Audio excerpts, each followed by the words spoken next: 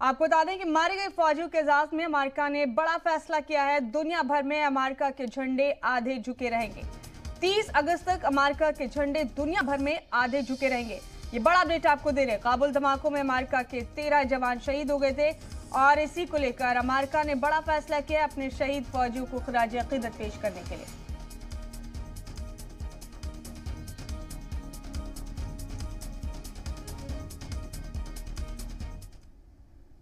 Kabul airport पर हुए धमाकों में मारे गए 13 अमेरिकी कमांडोज के एजाज में व्हाइट हाउस पर अमेरिका का कौमी परचम झुकाया गया। 30 अगस्त तक अमेरिकी झंडा आधा झुका रहेगा। 13 अमेरिकी कमांडोज के एजाज में व्हाइट हाउस पर अमेरिका का कौमी परचम झुकाया गया। काबुल हमले में मारे गए फौजियों के एहतराम में अमेरिका ने यह बड़ा फैसला किया है। दुनिया भर में अमेरिका के झंडे आधे झुके रहेंगे। 30 अगस्त तक अमेरिका के झंडे आधे झुके रहेंगे। काबुल धमाकों में अमेरिका के 13 जवान शहीद हुए।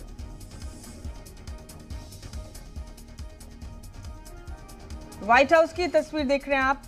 अपने 13 कमांडोज की शहादत के बाद अमेरिका ने अपने झंडे को आधा झुका दिया है और फैसला किया है कि दुनिया भर में अमेरिका अपने झंडे को 30 अगस्त तक आधा झुका कर रखेगा।